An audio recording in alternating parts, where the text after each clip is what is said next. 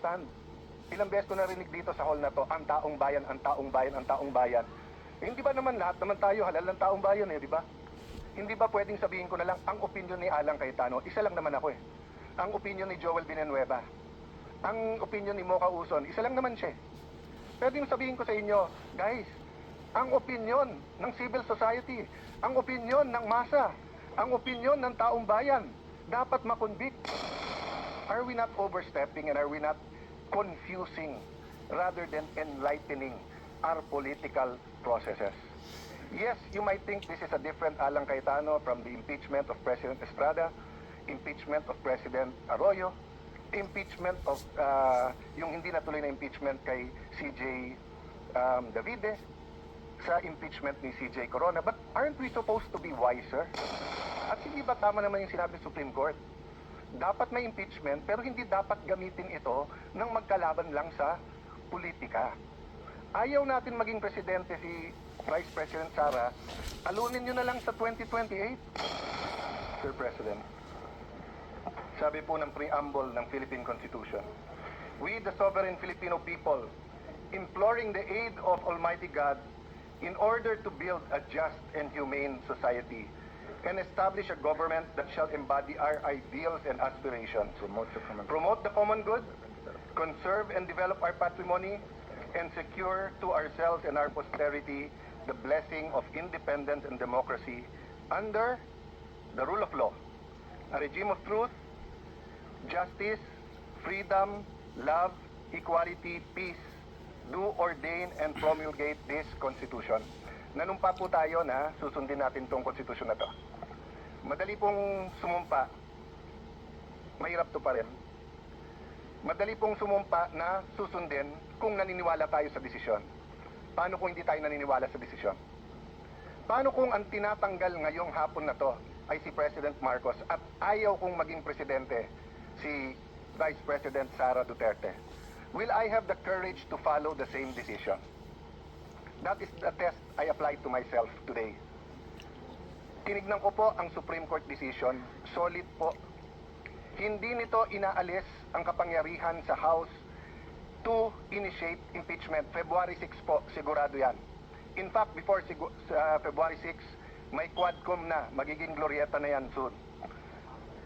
Tuloy-tuloy po yan, yung mga investigasyon na yon, kasi ganun ang politika sa Pilipinas. I hope yung sa baha, imbestigahan din. I hope yung sa corruption, sa smuggling, sa karami-rami nating utang, not only this administration, last administration, 10 administrations. We in this room are all for accountability, but tama yung Supreme Court sa tamang panahon, tamang proseso.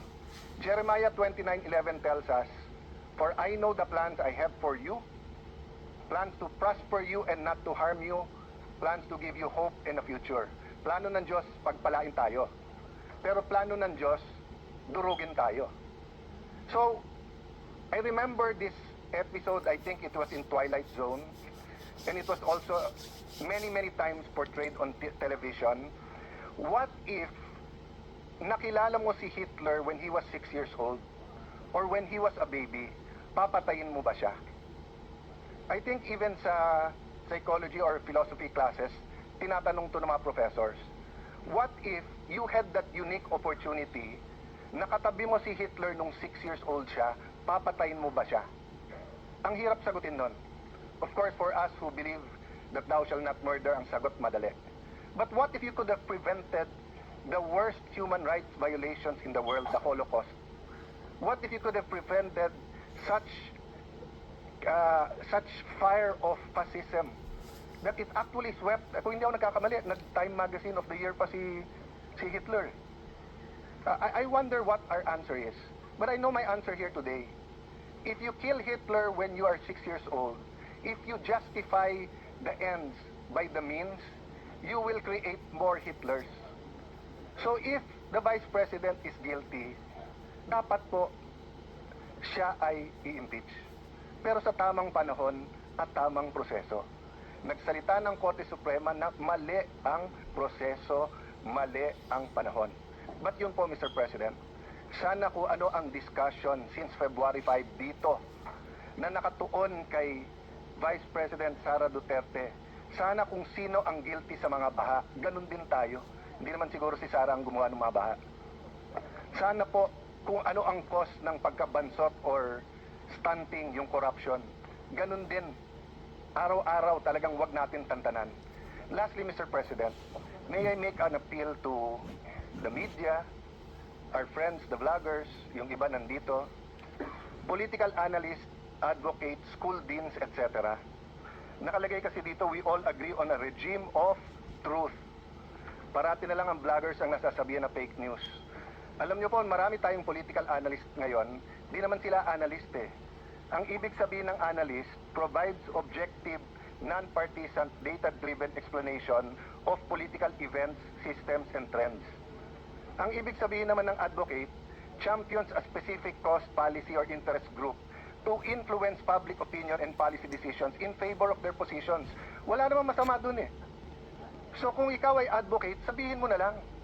Pero mag-a-appear ka sa TV, magpapa-interview ka, sasabihin mo political analyst.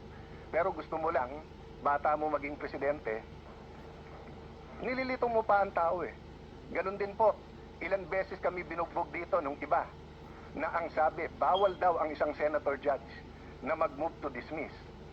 Pero sila din ngayon ang nagsasabi sa mga senator judge, mag-MR kayo sa Supreme Court. Saan ka kayo nakakita na hindi pwede mag-motion to dismiss?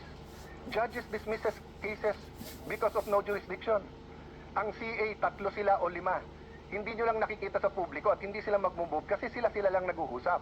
Ang Supreme Court, hindi ba dinismiss nila? Hindi ba sinabi nila no jurisdiction? Tayo kasi dito nag-usap sa hall na to. So natural, hindi naman pwedeng si Senator Batorni ay tumingin lang sa akin tapos maisip niya dismiss, dismiss, dismiss. Walang manifestation dito na hindi sinasabi. My point, Mr. President, is that yung sinabi ni Mahatma Gandhi nangyayari na sa Pilipinas eh. Sabi ni Mahatma Gandhi, if it's an eye for an eye, the whole world will go blind. Let's make our stand. Ilang beses ko narinig dito sa hall na to, ang taong bayan, ang taong bayan, ang taong bayan. Hindi ba naman lahat naman tayo halal ng taong bayan eh, di ba? Hindi ba pwedeng sabihin ko na lang ang opinion ni Alan Cayetano? Isa lang naman ako eh. Ang opinion ni Joel Villanueva. Ang opinion ni Mocha Uson, isa lang naman siya. Pwedeng sabihin ko sa inyo, guys, ang opinion ng civil society, ang opinion ng masa, ang opinion ng taong bayan, dapat makonvict. Are we not overstepping and are we not confusing rather than enlightening our political processes? Yes, you might think this is a different Alan Cayetano from the impeachment of President Estrada, impeachment of President Arroyo, impeachment of yung hindi natuloy na impeachment kay CJ Davide, sa impeachment ni CJ Corona. But aren't we supposed to be wiser? At hindi ba tama naman yung sinabi ng Supreme Court? Dapat may impeachment pero hindi dapat gamitin ito ng magkalaban lang sa politika. Ayaw natin maging presidente si Vice President Sara, talunin nyo na lang sa 2028. Ngayon, kung talagang may ginawa siyang masama, edi impeach pero sa tamang paraan. I apologize if I'm emotional on this issue, but hindi tayo makawala eh. Ang daming mas importanteng issue, pero nakapako tayo sa issue na to. Thank you, dear colleagues, and thank you to Filipino people for the opportunity to share my thoughts on this. So I vote for the motion of Senator Marcoleta.